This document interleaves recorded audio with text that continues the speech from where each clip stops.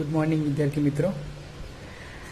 આજનો જે ટોપિક છે તે છે કે જ્યારે કોઈ સમાન વિદ્યુત ક્ષેત્ર હશે તો એ વિદ્યુત ક્ષેત્રમાં જ્યારે આપણે વિદ્યુત ડાયપોલને મૂકીએ છીએ તો તેના પર શું અસર થાય છે તે વિદ્યુત ક્ષેત્રની. પછી અસમાન વિદ્યુત ક્ષેત્ર પણ લઈશું, પણ પહેલાં મેઇન વસ્તુ જે છે તે સમાન વિદ્યુત ક્ષેત્ર છે. તો સમાન વિદ્યુત ક્ષેત્રમાં ધારો કે કોઈ ડાયપોલ મૂકીએ છીએ તો તેના પર શું અસર થાય છે, શું બળ લાગે છે. ઓકે, આપણે ડાયપોલ વિશે તો જાણીએ જ છીએ ને. ડાયપોલના કારણે કોઈ બિંદુ પર કે કોઈ વિદ્યુત ભાર પર લાગતું બળ કાં તો કોઈ બિંદુ પર ઉત્પન્ન થતું વિદ્યુત ક્ષેત્ર, એના અક્ષના બિંદુ પર, તેના વિષવ અક્ષના બિંદુ પર, એ બધી વાતો આપણે કરી ચૂકેલા છીએ.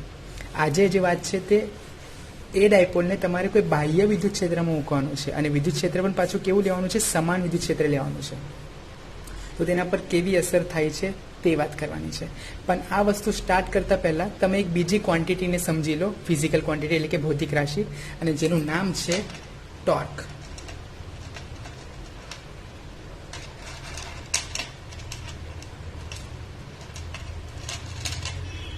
Okay, torque. તો ટોર્ક છે શું? તો જરા 11મા ધોરણ પર ફોકસ કરીએ. 11મા ધોરણની અંદર 7મું ચેપ્ટર છે ચાક ગતિ. બહુ સારી રીતે તમને ખબર જ છે ચાક ગતિ. એ ચાક ગતિની અંદર આપણે શું ભણવાનું હોય છે ને શું ભણ્યા હતા તે વાત કરીએ. તો ચાક ગતિની અંદર આપણે શું ભણ્યા હતા? બે પ્રકારની ગતિ, એમ તો 3 પ્રકારની ગતિ આવે. એક આવે રેખીય ગતિ, એક આવે કોણીય ગતિ એટલે કે ચાક ગતિ, અને ત્રીજી આવે દોલન ગતિ, જેના પર આખું ચેપ્ટર છે, દોલનો. બરાબર? ઓકે, તો આપણે રેખીય ગતિ અને ચાક ગતિને કમ્પેર કરીએ. તો એક તરફ છે રેખીય ગતિ અને એક તરફ છે ચાક ગતિ. ચાક ગતિ એટલે કે રોટેશન, જે ગોળ ગોળ કોઈ પણ વસ્તુ ફરે છે, ઓકે, કઈ પણ રીતે, તો તે બધા માટે ગતિ માટે જે જવાબદાર શાસ્ત્ર જે છે તે છે ચાક ગતિ. તો રેખીય ગતિમાં જે રીતે સ્થાનાંતર આવતું હતું ટી, તે રીતે ચાક ગતિમાં આવશે કોણીય સ્થાનાંતર થીટા. જે રીતે રેખીય ગતિની અંદર વેગ આવતો હતો તે રીતે ચાક ગતિમાં આવે છે કોણીય વેગ ઓમેગા. જે રીતે રેખીય ગતિમાં પ્રવેગ આવતો હતો તે રીતે ચાક ગતિમાં આવે છે આલ્ફા. આ બધું તમને ખ્યાલ જ છે, ચાક ગતિ ભણ્યા છો. પણ એક વખત રિવિઝન આપી દઉં છું, કારણ કે 11મા ધોરણનો આ ચેપ્ટર ભણ્યાને ખાસો ટાઈમ થઈ ગયો હશે અને કદાચ ભૂલી ગયા હશો, એટલા માટે બ્રીફ રિવિઝન આપી દઉં છું ફટાફટ. ઓકે, તો તે જ રીતે હવે તમને ખબર જ છે કે રેખીય ગતિની અંદર વેગ પરથી પ્રવેગ પર આવવું હોય, વેગ પરથી પ્રવેગ પર આવવું, ધેટ મીન્સ વેગમાં ચેન્જ કરો, વેગમાં વધારો કરો કાં તો ઘટાડો કરો. તો તેના માટે આપણે બળ આપવું પડતું હતું. તો તે જ કામ જો ચાક ગતિમાં કરવું હોય, એટલે કે કોણીય વેગમાં નવા વધારો કે ઘટાડો કરવો હોય, વધારો કે ઘટાડો કરવો હોય, તો તેના માટે જે આપવું પડે છે તેને કહેવામાં આવે છે ટોર્ક. એટલે ઇન શોર્ટ આ બધાનું કન્ક્લુઝન એ છે, રેખીય ગતિમાં જે કામ બળ કરે છે તે જ કામ ચાક ગતિમાં ટોર્ક કરે છે, ટોર્ક. ઓકે, તો આ થોડુંક ઇન્ટ્રોડક્શન લઈ લીધું આપણે, ટોર્ક કોને કહેવાય છે. ઓકે, હવે થોડીક બીજી વાતો ટોર્ક વિશે, અને પછી આપણે આપણા 12મા ધોરણના જે મેઇન ટોપિક છે તેના પર આવીશું. ઓકે, તો વાત કઈ રીતે પ્રમાણે રેખીય ગતિની અંદર જે કામ બળ કરે છે તે જ ચાક ગતિની અંદર ટોર્ક કરે છે. ઓકે, તો તે ટોર્કની જ વાત કરું છું. તો તે સમજવા માટે ધારો કે હું એક એક્ઝામ્પલ લઉં કે કઈ રીતે ટોર્ક અને બળ એકબીજાથી અલગ છે. એકચ્યુઅલી જોવા જઈએ તો ટોર્ક એટલે શું? તો ટોર્ક એટલે બળની ચાક માત્રા. બળની ચાક માત્રા, ઇંગ્લિશમાં બોલું તો moment of force. Moment of force, torque is equal two બળની ચાક માત્રા.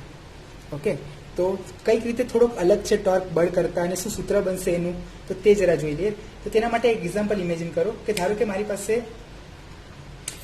એક સ્ક્રૂ છે, સ્ક્રૂ નથી, એક બોલ્ટ છે, જે તમે જોયું હશે, બહુ કોમન વસ્તુ હોય છે, નટ બોલ્ટ હોય ને, નટ બોલ્ટ. ઓકે, તે રીતે એક બોલ્ટ છે.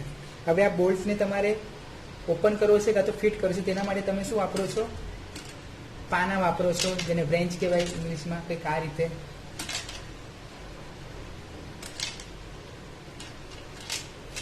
આ રીતે કંઈક હોય છે, મેં આકૃતિ કંઈક વ્યવસ્થિત દોરી નથી, તમે સમજી શકો છો. આ રીતે કંઈક વ્રેન્ચ હોય છે, જેનાથી તમે આ બોલ્ટને એડજસ્ટ કરો છો, અને એનાથી આ બોલ્ટને તમે ખોલો છો. ઓકે, જે અહીંયા લગાવેલ સ્ક્રૂને તમે ફિટ કરો. સ્ક્રૂ માટે તો પેલું એ હોય, સ્ક્રૂ ડ્રાઈવર હોય, પણ આની અંદર બોલ્ટ હોય છે તેને ખોલવા માટે આવી રીતે પાનાનો યુઝ કરવામાં આવે છે. તો આની અંદર તમે જ્યારે આને ફોર્સ આપો છો તો એક્ઝેક્ટલી તમે ફોર્સ આપીને ટોર્ક ઉત્પન્ન કરી રહ્યા છો. ઓકે, તો આ ટોર્ક જે છે, જે બળની ચાક માત્રા જે છે, તે 3 વસ્તુ પર આધાર રાખે. એક કે તમે બળ કેટલું આપો છો, કેટલું બળ આપ્યું. ઓકે, બીજો પોઈન્ટ છે બળ ક્યાં આપ્યું.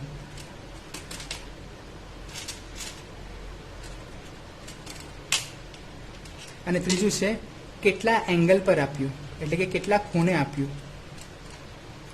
ઓકે, કેટલું બળ આપ્યું એ તો સિમ્પલ છે, એ તો બહુ સિમ્પલી સમજી શકાય છે કે ધારો કે 10 ન્યૂટન, 5 ન્યૂટન, 50 ન્યૂટન, 20 ન્યૂટન એ બળ, એટલે આ કિંમત દર્શાવે છે કે કેટલું બળ આપ્યું. ઓકે, અને ધારો કે બળ F છે. હવે આ બળ ક્યાં આપ્યું, આ મેઇન વસ્તુ છે. ચાક ટોર્ક જે છે તે આ 3 વસ્તુ પર આધાર રાખે.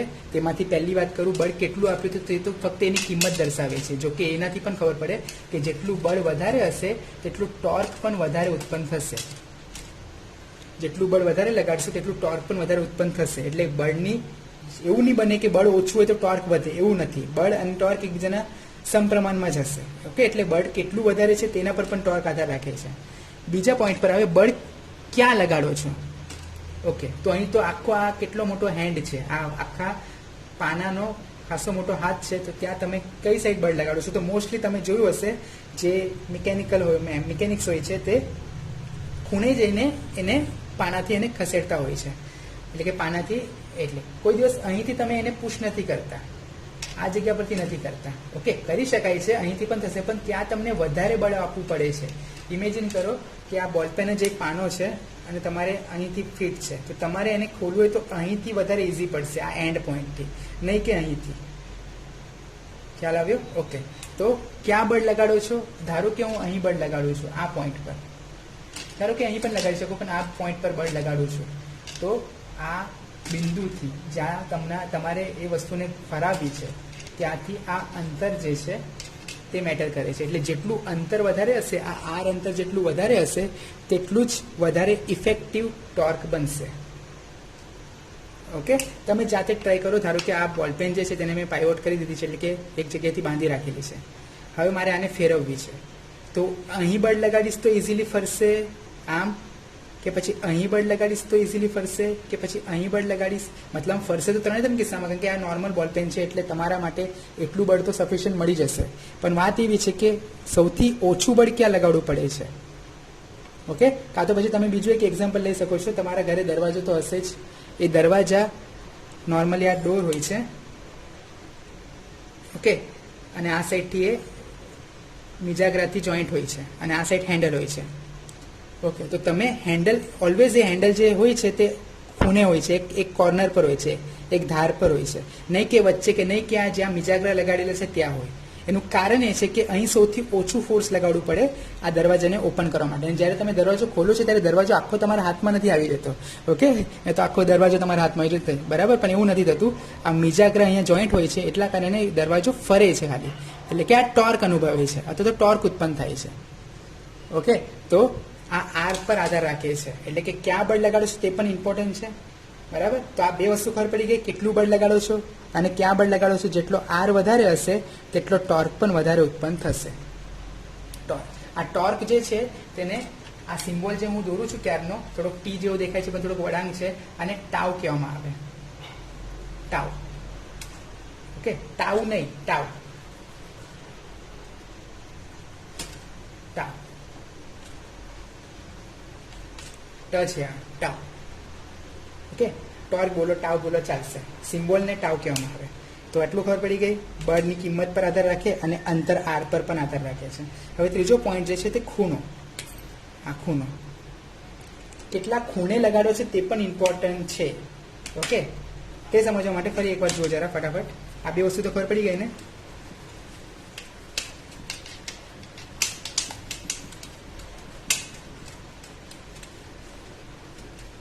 હવે વાત કરીએ કેટલા ખૂણે લાગે છે. ઓકે, ધારો કે પેલો એ બોલ્ટ હતો આ રીતે, એના પર તમે આ રીતે પાનો લગાવ્યો હતો. હવે ધારો કે તમે આ દિશામાં બળ લગાડો, બળ આ પોઈન્ટ પર લગાડો છો, બળ ઘણું વધારે લગાડો છો, 100 ન્યૂટન લગાડો છો, ઓકે, પણ અને અંતર પણ ખાસું વધારે છે આર, પણ જો ખૂણો જુઓ આ દિશામાં લગાડો છો તો આ પાનો તો બહાર નીકળી જશે, એનાથી રોટેશન નહીં થાય, બરાબર, ઓકે. તો તમારે કઈ દિશામાં બળ લગાડવું જોઈએ તો તમને ખ્યાલ આવી ગયો હશે કે તમારે બળ આ રીતે લગાડવું જોઈએ, વધારેમાં વધારે ઇફેક્ટિવ આન્સર જોઈતો હોય તો, ઓકે, બરાબર. એટલે કે કયા ખૂણે લગાડો છો તે સૌથી વધારે ઇમ્પોર્ટન્ટ છે. એનો અર્થ એવો થાય, આટલાથી એટલું તો ખબર પડી ગઈ કે આરની દિશામાં આ જે અંતર જે છે, અંતરની દિશામાં જો બળ લગાડશો તો કોઈ ટોર્ક ઉત્પન્ન થશે નહીં, એટલે કે ટોર્ક ઇઝ ઇક્વલ ટુ 0.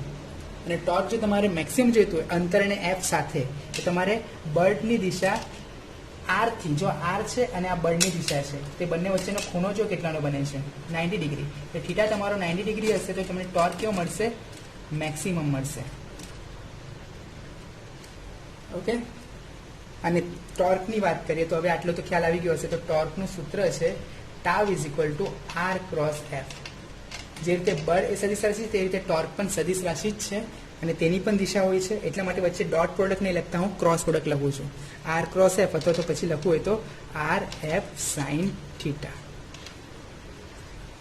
આ આર એફ સાઇન થીટા પરથી પણ જુઓ તમે, આ એફ સાઇન થીટા એટલે કે સાઇન થીટા ક્યારે આવે તમને ખબર હશે તો, કોઈ પણ સદિશ હોય તેનો હોરિઝોન્ટલ ઘટક એટલે કે સમક્ષિતિજ ઘટક એક કોસ થીટા હોય અને વર્ટિકલ એટલે કે ઉધ્વ ઘટક હોય એ સાઇન થીટા હોય, અને ઉધ્વ ઘટક એટલે સમક્ષિતિજ સાથે 90 ડિગ્રીનો ખૂણો બનાવે. એટલે જુઓ આ એફ સાઇન થીટા એક રીતે જોવા જઈએ તો શું સમજાવે છે કે ફોર્સ તમારે 90 ડિગ્રી પર આપવો જોઈએ, કાં તો તમે ગમે તે દિશામાં ફોર્સ આપો છો, ધારો કે તમે ફોર્સ આમ આપો છો, ધારો કે તમે ફોર્સ આ રીતે આપો છો, તો આ ફોર્સનો ધારો કે 100 ન્યૂટન છે, તો 100 ન્યૂટન આ પાનાને ફરવા માટે કામ નથી કરતું. આ ફોર્સના બે ઘટકો લેવા પડે તમારે, ધારો કે આ ફોર્સને આગળ વધારું તો એના બે ઘટકો આવી રીતે પડશે, એમાંથી એક ઘટક બનશે એફ કોસ થીટા અને એક ઘટક બનશે એફ સાઇન થીટા. તો જો તમે જોઈ શકો છો એફ સાઇન થીટા વધારે કામનું છે, એફ સાઇન થીટા સપોર્ટ કરે છે, ઓકે. તો એફ સાઇન થીટા એટલા માટે અહીં આવ્યું છે. તો સિમ્પલી ટોર્ક વિશે સમજ પડી ગઈ, tau is equal to R cross F અથવા તો આર એફ સાઇન થીટા, અને જો થીટા બરાબર 90 ડિગ્રી હતો તો સાઇન 90 ની કિંમત 1 થાય એટલે ડાયરેક્ટલી આર એફ થઈ જશે, ઓકે. અથવા તો બીજી રીતે બોલું તો આ આર છે અને એફ સાઇન થીટા એટલે કે એફ કેવું છે, એફનો કયો ઘટક લીધો ને, આ જો એફ લઈએ તો એક જનરલ એફ લઈએ તો એફનો લંબ ઘટક લીધો છે, એટલે કે આર એફનો લંબ ઘટક. તમને ખબર જ છે લંબને આવી રીતે દર્શાવવામાં આવે, એટલે ટોર્ક બરાબર આ પણ સૂત્ર એટલું જ વેલિડ છે, એટલે અંતર ગુણ્યા બળ, લંબ રૂપે લાગતું બળ, ઓકે. ભલે બળ આમ લાગતું હોય પણ તેનો લંબ ઘટક લઈને તમારે ગણતરી કરવાની, જો તમારે સાઇન થીટા પાઇન થીટા એ બધામાં નહીં પડવું હોય તો. ખ્યાલ આવ્યો? તો આ હતો ટોર્ક, ઓકે. તો ટોર્ક વિશે તો તમે ભણી ગયા છો અને તમને એક રિવિઝન પણ અત્યારે મેં આપી દીધું, ઓકે. તો હવે વાત કરીએ 12મા ધોરણની જે થિયરી જે છે આજની તેના પર, અને થિયરીનું નામ છે કે બાહ્ય નિયમિત વિદ્યુત ક્ષેત્રમાં વિદ્યુત ડાયપોલ, ઓકે. તો આ સમજવા માટે ફર્સ્ટ ઓફ ઓલ મારે એક નિયમિત વિદ્યુત ક્ષેત્ર દોરવું પડશે. તો નિયમિત વિદ્યુત ક્ષેત્ર વિશે તમને ખ્યાલ જ છે કે એની ક્ષેત્ર રેખા તમારે સમાન અંતર અને પરસ્પર સમાંતર દોરવી પડે.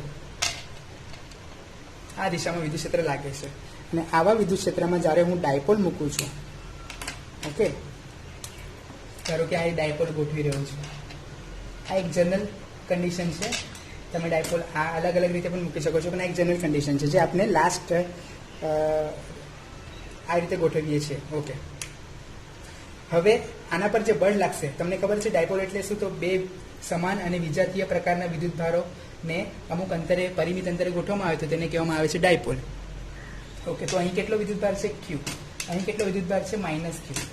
હવે પ્લસ ક્યુ પર ઇલેક્ટ્રિક ફિલ્ડના કારણે બળ લાગશે જે આ દિશામાં હશે, ક્યુ ઈ, અને માઇનસ ક્યુ પર જે બળ લાગશે તે આ દિશામાં હશે, માઇનસ ક્યુ ઈ, બરાબર. આ બરાબર મધ્ય બિંદુ છે ડાયપોલનું, અને જે વિદ્યુત ક્ષેત્ર સાથે કાં તો પછી આ લાઈન જે છે તે થીટા ખૂણો બનાવે છે, એ રીતે પણ લઈ શકો તમે, કાં તો પછી વધારે ડિટેલમાં સમજાવું તો માઇનસ ક્યુ થી પ્લસ ક્યુ તરફની જે દિશા હતી તેને આપણે પી દિશા કીધી હતી, ડાયપોલ મોમેન્ટની દિશા માઇનસ ક્યુ થી પ્લસ તરફની હોય. તો એ જો માઇનસ ક્યુ થી પ્લસ ક્યુ તરફની જે દિશા છે પી અને વિદ્યુત ક્ષેત્ર ઈ, આ બંને વચ્ચે ખૂણો જે બને છે તે થીટાનો જ બને. જો આ એંગલ એ જ બને છે થીટા, એટલે પી અને એ વચ્ચેનો ખૂણો થીટા છે એવું પણ બોલી શકો તમે.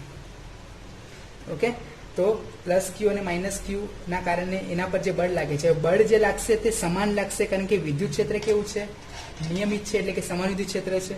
એટલે સમાન વિદ્યુત ક્ષેત્રનો અર્થ શું થાય, દરેક બિંદુ પર વિદ્યુત ક્ષેત્ર કેવું હોય, દરેક બિંદુ પર વિદ્યુત ક્ષેત્ર સમાન હોય. એના કારણે એ બિંદુ પર જો એકલા જ મૂલ્યનું હું વિદ્યુત ભાર લઉં, જો મૂલ્ય સરખા છે, ડાયપોલનો અર્થ જ એ થાય કે વિદ્યુત ભારોના મૂલ્ય સરખા હોય, તો બળ પણ કેવા લાગશે, સરખા લાગશે. એટલે કે QE અને QE દેખાય છે સરખા જ લાગશે. એટલે બળની કિંમત બંને પોઈન્ટ પર સરખી લાગશે. નો ડાઉટ દિશા અલગ અલગ છે, કારણ કે આ માઇનસ ચાર્જ છે એટલા માટે આ દિશામાં લાગશે, વિરુદ્ધ દિશામાં લાગશે, અને પ્લસ ચાર્જ છે એટલે આ દિશામાં લાગશે. પણ કહેવાનો અર્થ એવો કે વિદ્યુત બળ જે લાગશે અહીં અને અહીં બંનેની મૂલ્ય કેવા છે, સમાન હશે ને પરસ્પર વિરુદ્ધ દિશામાં છે. ઓકે, તો નેટ બળ કેટલું થાય, એટલે કે કુલ બળ કેટલું થાય, જેને હું F બોલું, F નેટ બોલું, તો F net is equal two 0. કેમ એવું, કારણ કે સમાન મૂલ્ય હતું અને પરસ્પર વિરુદ્ધ દિશામાં હતું. કારણ લખું, સમાન મૂલ્ય અને પરસ્પર વિરુદ્ધ દિશા.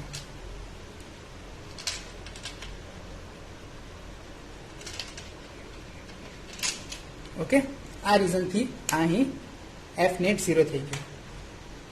તો બસ પૂરું થઈ ગયું ના. હવે આવા કિસ્સામાં ધારો કે આવી રીતે ડાયપોલ ગોઠવેલી છે, એક બળ આમ લાગે છે, એક બળ આમ લાગે છે, તો જ્યારે આમ બળ લાગશે એટલે ઓટોમેટિક આ ડાયપોલ પોતાની ધરી પર ફરશે. અને આ ને શું કહેવાય છે, આને જ તો કહેવાય છે ટોર્ક. ઓકે, એટલે અહીં ટોર્ક લાગી રહ્યું છે. હા, ટોર્ક ક્યારે નહીં લાગતે, તો ધારો કે ડાયપોલ આવી રીતે ગોઠવેલી હોય, એક બળ આ દિશામાં છે, એક બળ આ દિશામાં છે, તો બળ આમ ખેંચી રહી છે, તો કશે પણ કોઈ ગતિ થતી નથી, રેખીય ગતિ તો નથી જ થતી, પણ ચાક ગતિ પણ થશે નહીં. પણ ડાયપોલ આવી રીતે ગોઠવેલી છે અને આ બંને બળ જે છે, આ બંને બળની જે કાર્યરેખા છે, એક બળની કાર્યરેખા આ છે, એક બળની કાર્યરેખા આ છે, નો ડાઉટ પરસ્પર વિરુદ્ધ છે, પણ એક રેખામાં નથી. એટલે કે એક બળ આમ લાગે છે, એક બળ આમ લાગે છે. ઓકે, આ બંને બળની રેખા કાર્યરેખા એક જ લાઈન પર અલાઈન થતી નથી. જો આવું થાય તો ટોર્ક પણ શૂન્ય હોય, પણ અહીં આવું નથી. આ કિસ્સામાં આવું નથી. આ કિસ્સામાં કેવું છે, અહીં જે દેખાય છે આ રીતે છે, એટલે કે આ કાર્યરેખા આ દિશામાં અને આ કાર્યરેખા આ દિશામાં, એટલે બંને કાર્યરેખા અલગ અલગ રેખામાં છે અને તેના કારણે ટોર્ક શૂન્ય થશે નહીં. ટોર્ક શૂન્ય નહીં થાય અને તે ટોર્ક હવે આપણે શોધવાનો છે. ખ્યાલ આવ્યો? ઓકે, તો ચાલો ટોર્ક શોધીએ. ઓકે, તો ટોર્ક શોધવા માટે જરા અહીં ધ્યાનથી જુઓ. આ મધ્ય બિંદુથી તમને ખબર છે બે વિદ્યુત ભારો વચ્ચે જે અંતર લેવામાં આવેલું હતું તે 2a લેવામાં આવ્યું હતું. તો એનો અર્થ થાય મધ્ય બિંદુથી આટલું અંતર કેટલું હશે, a જેટલું હોય, અને આટલું અંતર કેટલું હોય, a જેટલું હોય. તો હું એવી રીતે જ લખીને આપું છું તમને. આ જે અંતર છે a છે અને આ જે અંતર જે છે અહીંથી આટલું તે પણ a જેટલું છે. અને આ જે ગતિ કરશે તે આ બિંદુથી કરશે. જે મેં આગળ ટોર્કની આખી થિયરી સમજાવી તેની અંદર જે બિંદુથી ગતિ કરે છે તે અંતર લેવાનું હોય છે અને તેથી લંબ બળ લેવાનું હોય છે. ઓકે, તો જુઓ અહીં કઈ રીતે ગણતરી કરીએ છીએ. તો પ્લસ ક્યુ વિદ્યુત ભાર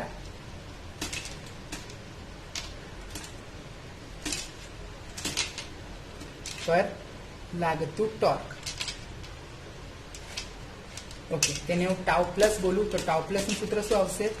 નોર્મલી ટાઉ નું સૂત્ર શું આવે? ટોર્ક નું સૂત્ર. તો ટોર્ક નું સૂત્ર આવે ટાઉ બરાબર R ક્રોસ F. યાદ હશે તો જતરે જ જોઈએ, એટલે કે અંતર અને બળ. તો અહીં બળ કેટલું લાગે છે? આ પ્લસ ક્યુ પર QE જેટલું. અને અંતર કેટલું? તો જો આ બિંદુથી એ ફરી રહી છે તો આટલું અંતર લેવાનું છે. તો હું લઈશ A ક્રોસ QE. ખબર પડી? આ છે બળ અને આ છે અંતર. આ ટાઉ પ્લસ થઈ ગયું. તે જ રીતે માઇનસ ક્યુ વિદ્યુત ભાર પર લાગતું ટોર્ક. ટાઉ માઇનસ બોલું તો ટાઉ માઇનસ નું સૂત્ર શું આવશે? જુઓ, ટાઉ માઇનસ. તો ટાઉ માઇનસ માટે બળ કઈ દિશામાં લાગે છે? આ દિશામાં. અંતર કેવું છે? આ. હવે જુઓ તમે, આ પોઈન્ટથી અંતર વિરુદ્ધ દિશામાં છે A થી, એટલે મારે અહીં લખવું પડશે -A. ફક્ત દિશાના કારણે માઇનસ અહીં થયું છે. ગુણ્યા કયું બળ છે માઇનસ QE. તો માઇનસ માઇનસ કેન્સલ ને અગેન આપણે મળે છે A ક્રોસ QE. ઓકે, તો બંને ટોર્ક મળી ગયા, ટાઉ પ્લસ અને ટાઉ માઇનસ. ઓકે, તો હવે શું કરીશું, બંને ટોર્કનું ટોટલ એટલે કે ટાઉ નેટ. ઓકે, આ પોઝ કરીને આટલું જો લખવું હોય તો લખી લો. ઓકે, લખી નાખ્યું હોય તો હું ભૂસી નાખું છું, અને તમારે લખવું હોય તો વિડીયોને પોઝ કરી દો અને પછી લખી નાખો અને પછી આગળ કન્ટિન્યુ કરો. ઓકે, તો હું અમુક પાર્ટ ભૂસી નાખું છું.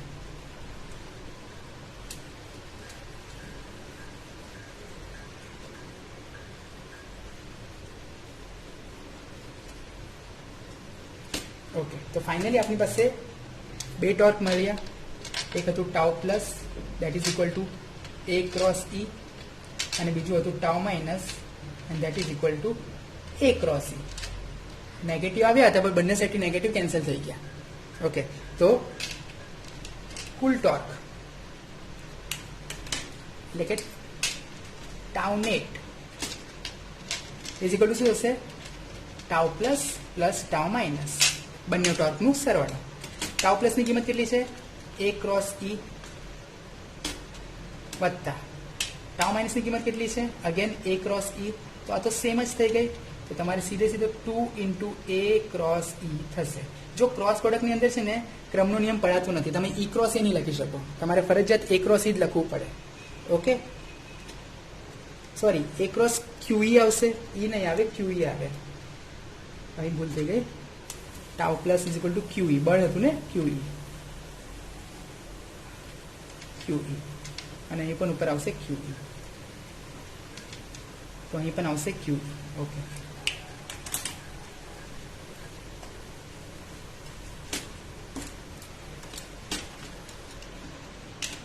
A ક્રોસ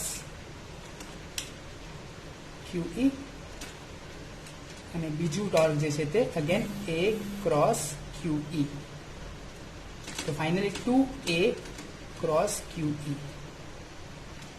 આ Q જે છે તે ટોટલી અદિશ છે, તો એ ગમે ત્યાં ક્રમનો નિયમ પાડી શકે છે. એટલે Q ને હું આગળ લઈ છું, બધા પદ ગુણાકારમાં છે, 2A Q, અને અહીંયા ચારે ચાર પદ જે છે ગુણાકારમાં છે. એટલે ફક્ત આ ક્રોસ પ્રોડક્ટમાં A અને E ના ક્રમ બદલવાના નથી, બાકી ગમે ત્યાં તમે 2 ને અંદર લઈ શકો છો, 2 ને બહાર લઈ શકો છો. એટલે હું Q ને બહાર લઉં છું. અને તમને ખબર હશે 2AQ શું છે, યાદ કરો ડાયપોલ મોમેન્ટ શું હતી, 2AQ. તો આ 2AQ છે, તો આ થઈ ગઈ dipole moment P cross E. In short cool net torque જે મળ્યો તે શું મળ્યું, P ક્રોસ E મળે છે. ખૂબ જ ઇમ્પોર્ટન્ટ સૂત્ર છે આ. ક્રોસ પ્રોડક્ટ કાઢી નાખો તો તમે લખશો PE સાઇન થીટા. ઓકે, ખ્યાલ આવ્યો? બરાબર. હવે આના કિસ્સાઓ પર જઈએ. આટલું જે દેખાય છે તેટલું લખી લો પોઝ કરીને. ઓકે, તો હવે કિસ્સા પર જે ફાઇનલી આપણે ટોર્ક મળી ગયું tau is equal two P cross E. પછી કિસ્સા પર જઈએ. ઓકે, તો આપણે કુલ ટોર્ક ખ્યાલ છે, that is P cross E is equal two PE sine theta અને કોઈ એક n કેરેટ બહારની તરફ અંદરની તરફ કઈ રીતે ફરે છે તેના પર. આપણે જમણા હાથનો સ્ક્રૂનો નિયમ ખબર છે, તો સ્ક્રૂ આમ ફરશે એટલે કે ડાયપોલ જો આમ ફરશે તો આ રીતે બહાર નીકળતું હોય એટલે સ્ક્રૂ બહારની તરફ બહાર નીકળશે, અને જો આમ ફરતું હોય તો અંદરની તરફ જશે. ઓકે, એટલે n કેરેટ બહાર કાં તો અંદરની દિશામાં આવશે આ કિસ્સામાં. ઓકે, ખ્યાલ આવ્યો? તો torque is equal two PE sine theta. હવે આ સાઇન થીટા, થીટા પરથી જ આપણા કિસ્સાઓ બને છે. કેસ A, કેસ A કે છે theta is equal two 0 degree રાખીએ. થીટા ઇઝ ઇક્વલ ટુ 0 ડિગ્રીનો શું થાય, આ જે ડાયપોલ ગોઠવેલી છે થીટા આટલો બને છે, આ થીટા 0 કરો એટલે મારે આમ ગોઠવી દેવું પડે. ઓકે, આ રીતે ગોઠવી દેવું પડે, આનાથી આમ ફેરવવું પડે. તો આ કન્ડિશન, ઓકે, આ કન્ડિશનમાં તમારે રાખવું એટલે કે પ્લસ Q અહીં આવશે અને માઇનસ Q અહીં આવશે, આ પોઈન્ટ પર આવશે. તો આવા કિસ્સામાં ટોર્ક કેટલું લાગશે, તો જુઓ બળ તો આ યાદ રાખી લેજો, બાહ્ય નિયમિત વિદ્યુત ક્ષેત્રમાં ડાયપોલ મૂકીએ છીએ તો તેના પર લાગતું પરિણામી બળ કુલ નેટ ફોર્સ શૂન્ય જ રહેશે હંમેશા.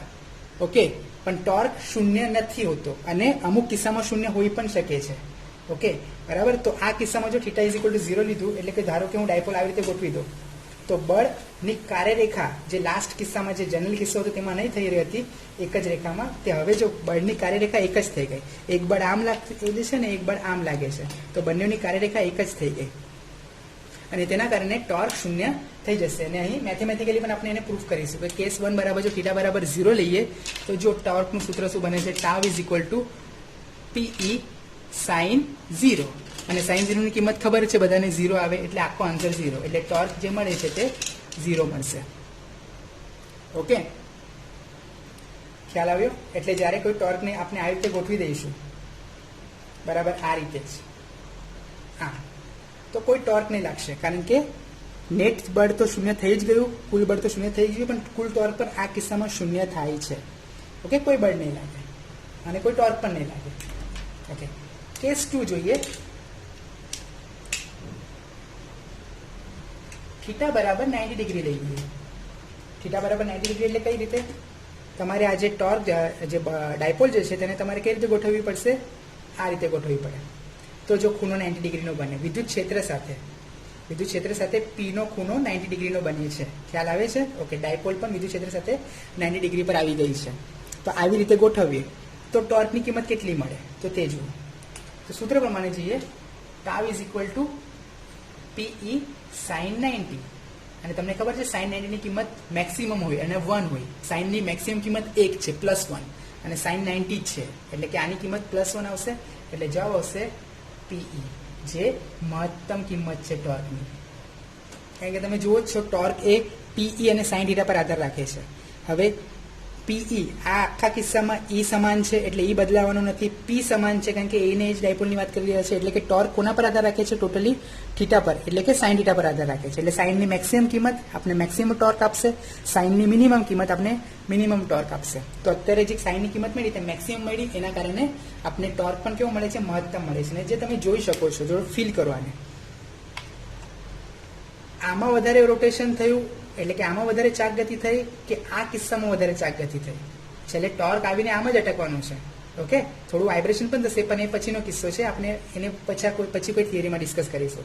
અત્યારે આ રીતે આવી ગયું તો આ મેક્સિમમ ટોર્ક કહેવાશે. મોટું રોટેશન થઈ રહ્યું છે એટલા માટે ટોર્ક મહત્તમ લાગે છે. ખ્યાલ આવ્યો? કિસ્સો નંબર 3 જુઓ, થોડોક અલગ પ્રકારનો કિસ્સો છે. કેસ 3 જુઓ.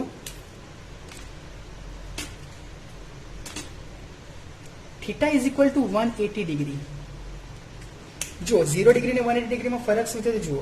ધારો કે આ જે ટીપ જે છે, બ્લેક પાર્ટ વધારે દેખાય છે એટલે કે ઢાંકણું જે છે તેને હું પોઝિટિવ વિદ્યુતભાર ગણું ને નાના ભાગને હું નેગેટિવ વિદ્યુતભાર ગણું. તો અત્યારે જે 0 ડિગ્રી હતી તેમાં આમ ગોઠવેલું હતું, પોઝિટિવ વિદ્યુતભાર અહીં ને નેગેટિવ વિદ્યુતભાર અહીં, આ વિદ્યુત ક્ષેત્ર માટે. ઓકે, પણ 180 ડિગ્રી એટલે શું? મારે આખું આ રીતે ગોઠવવી પડશે, પોઝિટિવ આ તરફ ને નેગેટિવ આ તરફ. હવે આ કિસ્સામાં બળ કઈ રીતે લાગે છે તે પહેલા જુઓ. જો નેટ બળ તો 0 જ રહેશે. જો કઈ રીતે આ પોઈન્ટ પર જે બળ લાગશે, પોઝિટિવનું બળ તો આ દિશામાં જ છે, પોઝિટિવ વિદ્યુતભારનું તો આ દિશામાં લાગશે, નેગેટિવનું બળ તો આ દિશામાં જ લાગશે. એટલે હવે બળ આમ લાગે છે. આ કિસ્સામાં શું થતું હતું? જ્યારે પોઝિટિવ વિદ્યુતભાર આમ હતું તો બળ આમ લાગતું હતું, પરસ્પર વિરુદ્ધ હતા. આમાં પણ પરસ્પર વિરુદ્ધ જ છે, પણ અંદરની તરફ બંને એકબીજાની ફેસ કરી રહ્યા છે, બળ એકબીજાને સામે આવી રહ્યા છે. અગેન શું થઈ રહ્યું છે? બળ સમાન છે અને પરસ્પર વિરુદ્ધ દિશામાં છે, એટલે બળ તો 0 જ રહેશે, કુલ બળ તો 0 જ રહેશે. પણ આમાં જો ફરી એકવાર ટોર્ક જે છે તે ટોર્ક પણ 0 થઈ જશે. એનું રીઝન શું છે? કારણ કે બંને બળ એક જ રેખામાં આવી ગયા, અને એ વસ્તુ ખબર જ છે આપણે કે એક જ રેખામાં જ્યારે આવે બંને બળ ત્યારે એના કારણે જે ઉદ્ભવતું ટોર્ક છે તે 0 થઈ જશે. એટલે આમાં પણ કોઈ ફરક પડશે નહીં, એટલે કે ટોર્ક લાગશે નહીં. ઓકે, પણ કંઈક અલગ વસ્તુ છે તે જુઓ. Tau is equal two PE sin 180, અને sin 180 ની કિંમત અગેન 0 જ આવે એટલે જવાબ આવશે 0. એટલે અહીં પણ ટોર્ક 0 જ છે.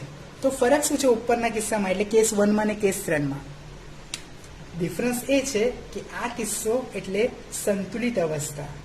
ડાયપોલને આમ જ આવવું હતું, ડાયપોલની મેઇન જે સ્થિતિ રહેવી જોઈતી હતી તે આમ જ રહેવી જોઈતી હતી. તમે જરાક આમ ફેરવશો એટલે આ વિદ્યુત ક્ષેત્રના કારણે તરત જ ડાયપોલ આમ થઈ જશે. તમે આમ ગોઠવશો તો વિદ્યુત ક્ષેત્રના કારણે ડાયપોલ આમ થઈ જશે. મતલબ એની સ્ટેબલ કન્ડિશન આ છે. ઓકે, એટલે કે આ સંતુલિત અવસ્થા છે, બેલેન્સ કન્ડિશન. ઓકે, આ તો મેક્સિમમ ટોર્ક થઈ ગયું. પણ જ્યારે આમ ગોઠવો છો ડાયપોલને ત્યારે આ એની બેલેન્સ કન્ડિશન નથી, બરાબર. ભલે ટોર્ક નથી લાગતું પણ આ અસંતુલિત અવસ્થા છે, કારણ કે એને ત્યાં રહેવું જ નથી આવી કન્ડિશનમાં. આ કન્ડિશન એને ફોલો કરવી જ નથી. સતત એ પોતાની જગ્યા પર રાહ જોઈ રહી છે કે કોઈ એક્સ્ટ્રા એક જર્ક મળી જાય અને ફરી જાય. ઓકે, એટલે આ અનબેલેન્સ કન્ડિશન છે, અનસ્ટેબલ કન્ડિશન છે. ઓકે, એટલે કે અસંતુલિત અવસ્થા છે. તો કેસ 1 અને કેસ 3 માં આ જ ફરક છે. ઓકે, આ સંતુલિત અવસ્થા છે ને અસંતુલિત અવસ્થા છે. તો આ હતા વિદ્યુત ડાયપોલ ને જ્યારે નિયમિત વિદ્યુત ક્ષેત્રમાં મૂકીએ છીએ ત્યારે તેના પર કઈ પ્રકારના ટોર્ક લાગે છે, કયા પ્રકારના બળ લાગે છે અને તેના અલગ અલગ કિસ્સા જોઈ લીધા છે આપણે. કિસ્સો 1 કે જ્યારે θ 0 હોય ત્યારે કોઈ ટોર્ક નહીં લાગશે, બળ તો શૂન્ય જ છે. આ બધા જ કિસ્સામાં આખી થિયરીમાં કુલ નેટ ફોર્સ તો શૂન્ય જ છે. ટોર્ક અલગ અલગ હોઈ શકે છે, કયા કયા કિસ્સામાં શૂન્ય મળે છે, કયા કયા કિસ્સામાં મહત્તમ મળે છે, કયા કયા કિસ્સામાં આ બંને મહત્તમ અને શૂન્યની વચ્ચેના ટોર્ક મળશે, એ પણ શક્યતા છે. ઓકે, અને બે અલગ અલગ શૂન્ય વેલ્યુ મળી તેમાં કઈ વસ્તુ સંતુલિત છે અને કઈ વસ્તુ અસંતુલિત છે તે ખ્યાલ તમને આવી ગયો હશે. તો આ થિયરી છે અને પૂછાય છે, ઇમ્પોર્ટન્ટ થિયરી છે. 2 માર્ક્સમાં પૂછાય છે, 3 માર્ક્સમાં પૂછાય તો કિસ્સાઓ પણ તમારે ડિરાઈવ કરવાના હોય છે. ઓકે, હવે નેક્સ્ટ વિડીયોમાં આપણે જોઈશું બાહ્ય પણ અનિયમિત વિદ્યુત ક્ષેત્રમાં વિદ્યુત ડાયપોલને ગોઠવીને. તો ત્યારે શું થાય છે? શું બળ શૂન્ય રહેશે કાયમ માટે? શું ટોર્ક શૂન્ય રહેશે? તો તે વસ્તુ ડિસ્કશન આપણે નેક્સ્ટ લેક્ચરમાં કરીશું. Okay, all the best. Okay, તો વિદ્યાર્થી મિત્રો, આપણે આના જસ્ટ પહેલાની થિયરી જોઈ હતી કે બાહ્ય નિયમિત વિદ્યુત ક્ષેત્રમાં ટોર્ક, જે વિદ્યુત ડાયપોલ પર ટોર્ક લાગે છે તેની વાત કરી. ઓકે, તો હવે અને એના કિસ્સાઓ પણ જોયા આપણે કે કઈ રીતે 0 ડિગ્રી હશે એટલે કે ખૂણો 0 હશે, ખૂણો 180 હશે, ખૂણો 90 હશે તો કઈ રીતે ટોર્ક લાગે છે. અમુક કિસ્સામાં ટોર્ક 0 પણ થઈ ગયા હતા. ઓકે, નેટ ફોર્સ એટલે કે કુલ બળની વાત કરું તો બળ તો શૂન્ય જ હતા આખા થિયરીમાં, બરાબર. ઓકે, ચાલો હવે એક બીજી ને નાનકડી, આનો જ બીજો પાર્ટ એટલે નાનકડી થિયરી, બાહ્ય પણ અનિયમિત વિદ્યુત ક્ષેત્રમાં. અનિયમિત એટલે વિદ્યુત ક્ષેત્ર સમાન નથી. વિદ્યુત ડાયપોલ.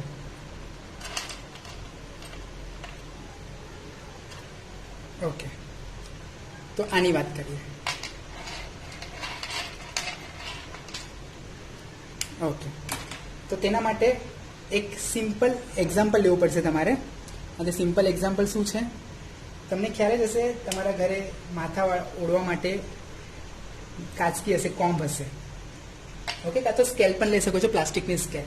ઓકે, હવે પ્લાસ્ટિકની સ્કેલ કે પ્લાસ્ટિકનો જે તમે કોમ્બ વાપરો છો, ઓકે, હેર સેટ કરવા માટે, તો તે ને તમે પહેલાં તો ફર એટલે થોડુંક ઊન જેવું મટીરિયલ હોય તેની સાથે તમે થોડું ઘસી નાખશો તો આપણે શરૂઆતના લેક્ચર્સમાં ખબર જ છે કે પ્લાસ્ટિકના સળિયાને ફર સાથે ઘસવાથી તે ફર જે છે તે ધન વિદ્યુતભારિત થાય છે અને પ્લાસ્ટિક ઋણ વિદ્યુતભારિત થાય છે. તો તે રીતે જ જે પ્લાસ્ટિકની સ્કેલ છે કાં તો પછી પ્લાસ્ટિકની જે કોમ્બ છે, જે અહીં તમને બતાવું છું, થોડું આટલી ખરાબ કોમ્બ હોતી નથી, બરાબર, પણ ફક્ત દોરવા માટે કે આવી રીતે કોમ્બ છે એટલે કે કાસ્કો છે, તો તેનો ઋણ વિદ્યુતભારિત થઈ જશે.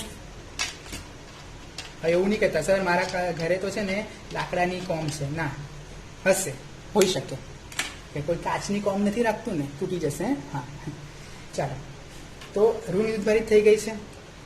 હવે તમારે શું લેવાના છે? નાના નાના પીસ ઓફ પેપર લેવાના છે. પીસ ઓફ પેપર એટલે નોર્મલી કાગળના ટુકડા, નાના નાના નાના ટુકડા કરી રાખવાના. ઓકે, આ તમે છે ને રમત નાના જ હતા ને, નાના હજી પણ નાના જ છો, નાના હતા ને ત્યારે કરી હશે. હવે આ જે પીસ ઓફ પેપર્સ છે એટલે કે નાના નાના કાગળના ટુકડા જે છે તેના પર વિદ્યુતભાર કેટલો? તો કોઈ વિદ્યુતભાર નહીં, 0 વિદ્યુતભાર, તટસ્થ છે આ. ઓકે, બરાબર. પણ જ્યારે આ વિદ્યુતભારિત, ઋણ વિદ્યુતભારિત જ્યારે આ કોમ્બ એટલે કે કાસ્કી નજીક આવે છે તો તેનું એક વિદ્યુત ક્ષેત્ર હશે. ધારો કે હું ફક્ત આ પોઈન્ટની વાત કરું કાં તો આ પોઈન્ટની વાત કરું, થોડો આ પોઈન્ટને વધારે હાઇલાઇટ કરું છું આ રીતે. કાસ્કા આવા નથી હોતા, હા, આ દાંત લાગે છે કોઈનામાં ગર્ભસના. ઓકે, તો આ નેગેટિવ છે વિદ્યુતભાર.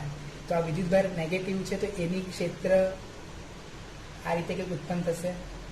અને આ નેગેટિવ છે એટલે ઉપરની તરફ એટલે કે અંદરની તરફ ક્ષેત્ર હોય. આ તમને ખ્યાલ જ છે પોઝિટિવ વિદ્યુત ભારનું ક્ષેત્ર અને નેગેટિવ વિદ્યુત ભારનું, ને અહીંયા વિદ્યુત ભાર છે એક બિંદુથી વિદ્યુત ભાર માનીને ચાલો. તો જો અહીં ક્ષેત્ર રેખાઓ કેવી છે, આ રીતે છે. શું આ સમાન વિદ્યુત ક્ષેત્ર કહેવાય?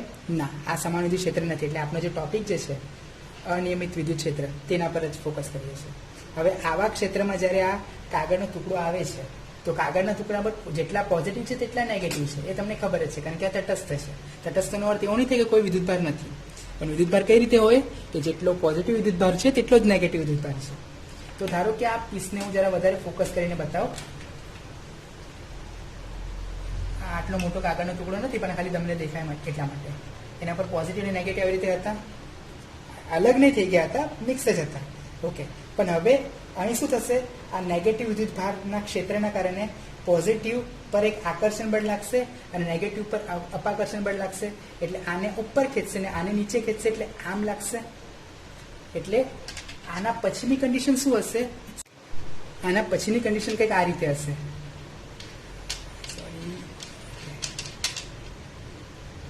આ કોમ છે, અહીં પેલો નેગેટિવ વિદ્યુતભાર છે, બધે જ છે, પણ આ ફક્ત આ ફોકસ કરું છું અહીં. આ જે કાગળનો ટુકડો છે તે આ રીતે ફરી જશે અને સ્ટેન્ડિંગ અવસ્થામાં આવી જશે. ટોર્ક લાગ્યો અને પછી આ સીધો ઉપરની તરફ ગતિ કરશે. અને તમે આ પ્રેક્ટિસ કરી પણ છે નાના હતા ત્યારે. તમે સ્કેલને સૂકા વાળમાં ઘસતા હતા અને પછી તેને નાના કાગળના ટુકડા તરફ લઈને આવતા હતા. તો કાગળના ટુકડા એનાથી આકર્ષાતા હતા, જ્યારે તમે જાદુ જાદુ જાદુ એવું કહેતા હશો. ઓકે, તો કોઈ જાદુ નથી, સિમ્પલી વિદ્યુત ક્ષેત્રનો જ એક ભાગ છે. અને અહીંયા કાગળનો ટુકડો જે છે તે વિદ્યુત ડાયપોલની રીતે વર્તે છે.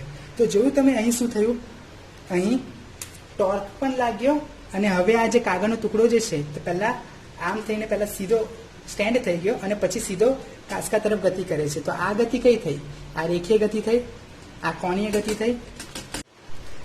તો અહીં શું થયું, અહીં પહેલાં તો રોટેશનલ મોશન થઈ એટલે કે ચાક ગતિ થઈ અને પછી સીધું થઈને આ સીધો કાંસકા તરફ આકર્ષી જાય છે એટલે કે રેખીય ગતિ થઈ. એટલે અહીં થઈ કોણીય ગતિ એટલે કે ટોર્ક જવાબદાર છે એના માટે, ને અહીં થઈ રેખીય ગતિ એટલે એના માટે બળ જવાબદાર છે.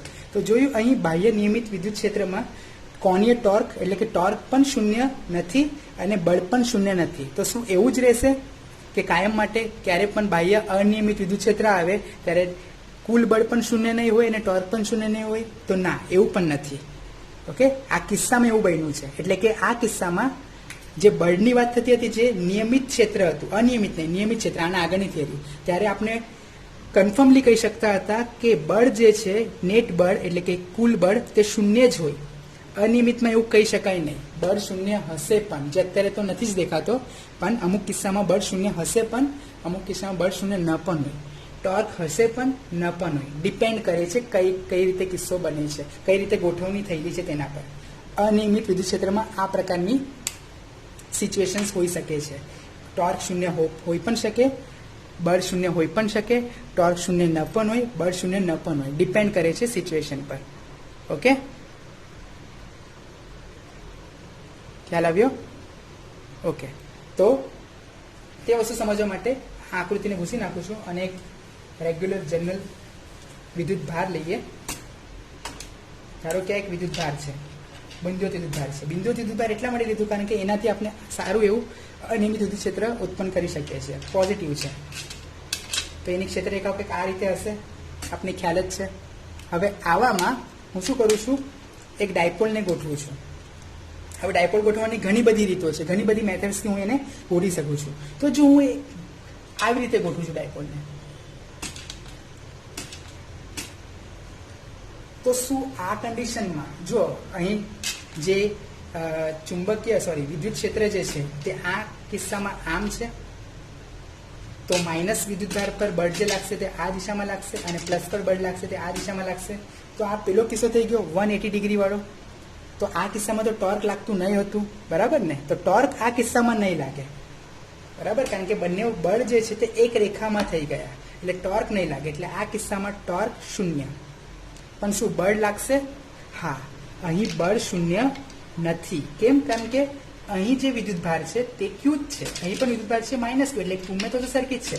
પણ આ બિંદુ આગળ વિદ્યુત ક્ષેત્ર જે છે તે આ બિંદુ આગળના વિદ્યુત ક્ષેત્ર કરતાં વધારે છે. કેમ? કારણ કે આ જે વિદ્યુતભાર ઉત્પન્ન કરી રહ્યું છે ક્ષેત્ર તેનાથી ઓછા અંતરે છે અને આ વધારે અંતરે છે. તો જેટલું અંતર વધારે તેટલું વિદ્યુત ક્ષેત્ર નબળું બનતું જાય. એટલે આ બિંદુ પર વિદ્યુત ક્ષેત્ર નબળું, આ બિંદુ પર વિદ્યુત ક્ષેત્ર વધારે સ્ટ્રોંગ. એના કારણે અહીં બળ વધારે લાગશે, અહીં બળ ઓછું લાગશે. બંને બળ સમાન નથી, એ ભલે વિરુદ્ધ છે પણ સમાન નથી. એના કારણે કુલ નેટ ફોર્સ શૂન્ય નહીં થાય અને આ ડાયપોલ કંઈક આમ ખસશે, રેખી ગતિ કરશે. ઓકે, ખ્યાલ આવ્યો? તો આ એક કિસ્સો જોયો તમે. બીજો કિસ્સો જોઈએ, આ જરા સમજી લો. તમારે લખવું હોય તો લખી શકો છો પોઝ કરીને. બીજો કિસ્સો જોઈએ. ડાયપોલને હું આવી રીતે ગોઠવું છું.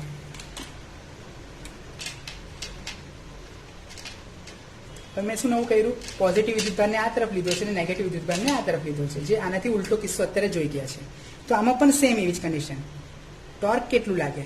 0. કેમ? કારણ કે ક્ષેત્ર રેખા પર જ પૂરેપૂરું આ ડાયપોલને ગોઠવી દીધી છે. એટલે જે બળ લાગશે, આના પર જે બળ લાગશે તે આ દિશામાં લાગશે, પોઝિટિવ પોઝિટિવ, અને આના પર જે બળ લાગશે આના કારણે તે પોતાની તરફ આકર્ષાશે. એટલે થીટા ઇઝ ઇક્વલ ટુ 0 વાળી કન્ડિશન થઈ ગઈ. તો બંને બળ એક રેખામાં જ છે, એના કારણે ટોર્ક 0. બરાબર? પણ શું બળ 0? ના. અગેન બળ 0 નથી, કારણ કે આ બિંદુ પર વધારે વિદ્યુત ક્ષેત્ર છે, આ બિંદુ પર ઓછું વિદ્યુત ક્ષેત્ર છે. એટલે બળની કિંમત સમાન નથી, ભલે વિરુદ્ધ છે પણ સમાન નથી. એના કારણે બળ લાગશે અને આ કિસ્સામાં ડાયપોલ આમ વિદ્યુત ભારની તરફ ખસશે. ઓકે, તો આ ખ્યાલ આવી ગયો. આને જો તમારે નોટ ડાઉન કરવું હોય તો પોઝ કરીને કરી શકો છો. તો શું અનિયમિત વિદ્યુત ક્ષેત્રમાં ટોર્ક દર વખતે 0 જ આવે? તો વિચારો થોડુંક. ના, એવું નથી. કેમ? કારણ કે ધારો કે આ દર વખતે મેં ડાયપોલને એવી રીતે જ ગોઠવી કે આ બિંદુઓથી વિદ્યુતભારના ક્ષેત્ર રેખા પર જ સંપાત થાય. પણ ધારો કે હું ડાયપોલને આવી રીતે ગોઠવું. જો હવે આ જે ડાયપોલ જે ગોઠવેલી છે તે ક્ષેત્ર રેખાને સંપાત નથી થતી. તો આના પર બળ લાગશે કઈ દિશામાં? આ દિશામાં, આમ સીધું. અને આના પર બળ લાગશે આ દિશામાં. તો જો બંને બળ પરસ્પર વિરુદ્ધ છે, કદાચ હશે પણ કદાચ નથી પણ. એટલે આ કિસ્સામાં નેટ ફોર્સ 0 તો નથી જ થવાનો, એ તો ખ્યાલ આવી જ ગયો છે. વિરુદ્ધ નથી એટલે, અને કદાચ વિરુદ્ધ હોય પણ, પરસ્પર વિરુદ્ધ હોય તો પણ અહીં વિદ્યુત ક્ષેત્ર વધારે છે, અહીં વિદ્યુત ક્ષેત્ર ઓછું છે. એટલે કુલ બળ જે છે તે 0 નથી જ થવાનું. એ આપણે આગળના અત્યારના જ 2 કિસ્સામાં જોઈ ગયા છે. કોઈ પણ કુલ બળ 0 થવા માટેની કન્ડિશન શું એ સમજી લો કે બંને વિદ્યુત બળો જે લાગે છે તે સમાન મૂલ્યના હોવા જોઈએ અને પરસ્પર વિરુદ્ધ હોવા જોઈએ. એક રેખસ્થ ન હોય તો પણ ચાલશે, પણ વિરુદ્ધ હોવા જોઈએ જ. અત્યારે આ 2 બળ કદાચ સમાન પરસ્પર વિરુદ્ધ હશે પણ એક રેખસ્થ નથી, તેમ છતાં બળ 0 હોઈ શકે છે. પણ એ ક્યારે? જ્યારે સમાન મૂલ્યના પણ હોય તો. એટલે કહેવાનો અર્થ એવો કે જો બળ સમાન મૂલ્યના હોય ને પરસ્પર વિરુદ્ધ દિશામાં હોય, એક રેખસ્થ ન હોય તો પણ ચાલશે, ફક્ત પરસ્પર વિરુદ્ધ દિશામાં હોય અને સમાન મૂલ્યના હોય તો પરિણામી બળ શું થશે? 0 થાય. પણ અહીંના કિસ્સામાં પહેલી વાત તો વિદ્યુત બળ જ સમાન નથી, પછી વિરુદ્ધ હોય કે નહીં હોય કંઈ ફરક નથી પડતો. નેટ બળ 0 થશે નહીં. શું ટોર્ક 0 થશે? તો ના, ટોર્ક 0 થશે નહીં. કારણ કે ટોર્ક 0 થવા માટેની કન્ડિશન શું? તો બંને બળ પરસ્પર એક રેખામાં નહીં હોવા જોઈએ. બરાબર? આ જ મેઇન કન્ડિશન છે ટોર્ક ન લાગવા માટે. બરાબર? એટલે કે જો ટોર્ક ત્યારે જ લાગે જ્યારે બંને બળ એક રેખામાં ન હોય. બાકી બળ સમાન હોય નથી એનાથી કોઈ મેટર નથી કરતું ટોર્ક. બંને બળ સમાન છે કે નથી એ વસ્તુથી ટોર્કને કંઈ ફરક પડતો નથી. ટોર્ક ન લાગવા માટેનું રીઝન ફક્ત એટલું જ હોય છે કે બંને બળ જે લાગે છે એ કાં તો એક કરતાં વધારે બળ લાગે છે, તે બધા બળ એક જ દિશામાં, એક જ લાઇન પર એની કાર્યરેખા થઈ જાય ત્યારે જ ટોર્ક 0 હોય છે. બાકી ટોર્ક બીજા કોઈ પણ કિસ્સામાં 0 હોતું નથી. ને અત્યારે આ બંને બળ ભલે સમાન હોય ભલે સમાન નથી, પણ અત્યારે બંને એક કાર્યરેખા, એમ બંનેની બળ રેખા જે છે તે એક જ રેખા પર સંપાત થતી નથી. અને તેના કારણે આ કિસ્સામાં પણ ટોર્ક 0 નહીં થાય. એટલે ટોર્ક અહીં લાગશે. એટલે આ કિસ્સામાં ટોર્ક પણ લાગશે અને બળ પણ લાગશે. ઓકે? એટલે અનિયમિત વિદ્યુત ક્ષેત્રમાં કેવી કન્ડિશનમાં તમે મૂકો છો ડાયપોલને, તેનાથી આપણે કહી શકીએ છીએ કે બળ લાગશે કે નહીં લાગે, ટોર્ક લાગશે કે નહીં લાગે. ઓકે? એટલે અનિયમિત વિદ્યુત ક્ષેત્રમાં ઘણું બધું આપણે ડિટેલ્ડ વાતો, એટલે કે અલગ અલગ કિસ્સાઓ જોઈને વાતો કરી શકીએ છીએ. તો આ હતું બાહ્ય અનિયમિત વિદ્યુત ક્ષેત્રમાં વિદ્યુત ડાયપોલની વર્તણૂક. ખ્યાલ આવ્યો? ઓકે. તો અમુક કી પોઈન્ટ્સ નોટ ડાઉન કરી લઈએ. બાહ્ય વિદ્યુત ક્ષેત્ર હોય, નિયમિત હોય તો શું થાય, અનિયમિત હોય તો શું થાય ડાયપોલ માટે, તો તે થોડા કી પોઈન્ટ્સ હું લખી રહ્યો છું. ઓકે, અને એના પરથી ઘણા બધા એમસીક્યુઝ પણ પૂછાય છે, કાં તો નોર્મલ કન્સેપ્ચ્યુઅલ ક્વેશ્ચન્સ પણ પૂછાય છે, એટલા માટે. તો પહેલા લઉં છું નિયમિત વિદ્યુત ક્ષેત્ર.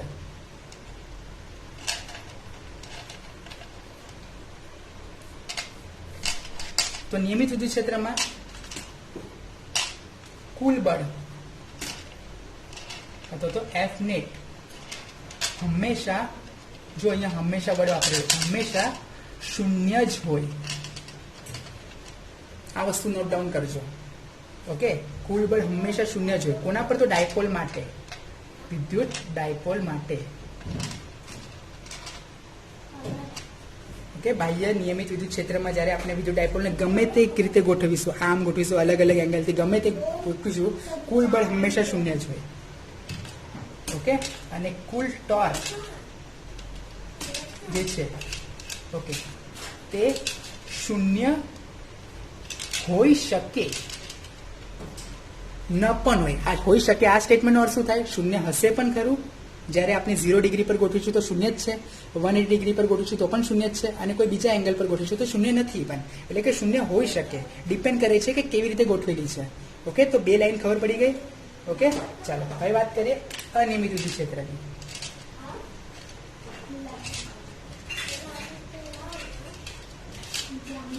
ઓકે, તો અનિયમિત વિદ્યુત ક્ષેત્ર માટે બળની શું ડેફિનેશન આપી શકાય? તો કુલ બળ હંમેશા, જો હંમેશા અગેન શૂન્ય ન જ હોય. તમે કોઈ પણ ગોઠવણી કરીને બતાવો મને, અને તેની અંદર તમે જોશો તો કુલ બળ કોઈ દિવસ શૂન્ય મળશે જ નહીં તમને. ઓકે, હંમેશા શૂન્ય નહીં જ હોય, એટલે કે હંમેશા અશૂન્ય જ રહેશે. ઓકે, આ 100% સાચું છે અનિયમિત વિદ્યુત ક્ષેત્ર માટે. ટોર્કની વાત કરીએ તો કુલ ટોર્ક અગેન સેમ, શૂન્ય હોય પણ ખરો, ન પણ હોય. એટલે કે શૂન્ય હોઈ શકે છે, કાં તો શૂન્ય ન પણ હોય. એટલે કે આ શક્યતા છે. ઉપરનામાં પણ ટોર્કની ફક્ત શક્યતા છે. પણ આ જોયું તમે, બળ માટે નિયમિત વિદ્યુત ક્ષેત્રમાં હંમેશા કુલ બળ શૂન્ય જ હશે, અને અનિયમિત વિદ્યુત ક્ષેત્રમાં કુલ બળ હંમેશા શૂન્ય નહીં જ હોય. ઓકે, તો આ હતું ટોર્ક, જે વિદ્યુત ડાયપોલ પર જે નિયમિત વિદ્યુત ક્ષેત્રમાં અને અનિયમિત વિદ્યુત ક્ષેત્રમાં મૂકીએ છીએ ત્યારે જે એના કી પોઈન્ટ્સ મળી આવે છે, કન્ક્લુઝન્સ મળી આવે છે, તે તમારી સામે છે. વ્યવસ્થિત આને નોટ ડાઉન કરી લેજો. ઓકે, નેક્સ્ટ લેક્ચર્સની હવે રાહ જોઈએ. All the best.